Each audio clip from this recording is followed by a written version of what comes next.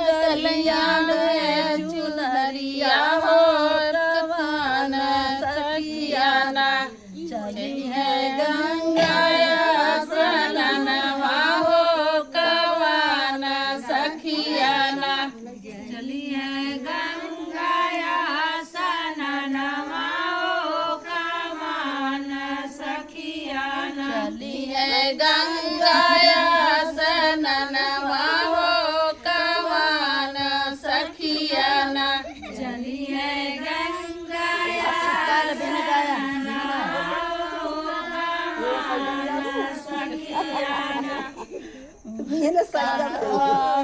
गंगाया सननवा हो कवन सखिया ना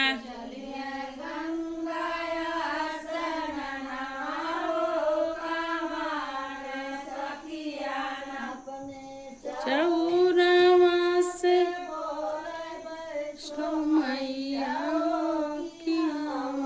सखिया ना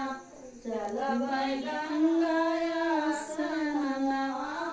की हम सखिया ना चलबै गंगा की हम सखिया ना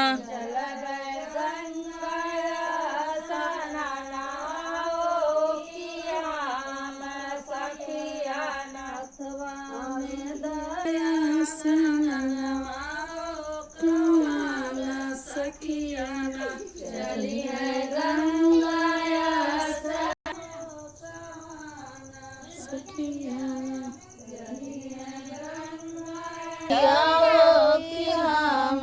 सखिया ना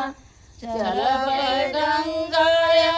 सननवा हो की हम सखिया ना चलबै गंगाया सननवा हो की हम सखिया ना चलबै गंगाया सननवा हो की हम सखिया ना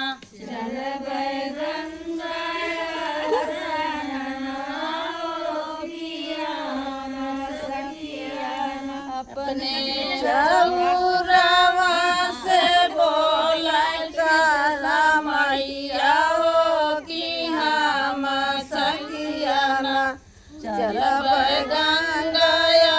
सननवा हो की हम सखिया ना चलबै गंगाया सननवा हो की हम सखिया ना चलबै गंगाया सननवा हो की हम सखिया ना चलबै गंगाया सननवा हो की हम सखिया तुअन बगलिया में चुनरिया हो कवन सखिया ना चली है गंगाया सननवा हो कवन सखिया ना चली है गंगाया सननवा हो कवन सखिया ना चली है गंगाया सननवा हो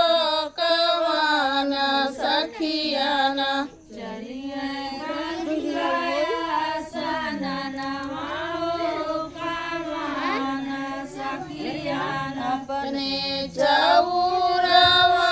से बोलै काली मैया हो की हम सखिया ना चलबै गंगाया सननवा हो की हम सखिया ना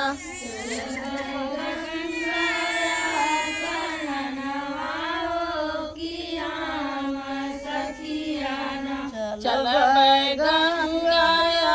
सननवा हो की हम सखिया ना चलबै गंगाया सननवा हो की हम सखिया ना तुअन बगलिया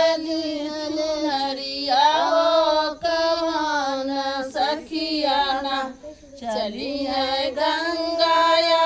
स्नानवा हो कवन सखियाना चली है गंगाया स्नानवा हो कवन सखियाना चली है गंगाया स्नानवा हो कवन सखियाना चली है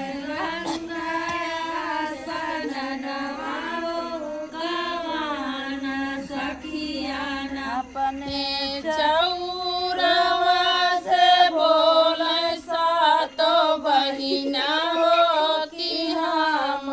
सखियाना चलबे गंगाया स्नानवा हो कि हम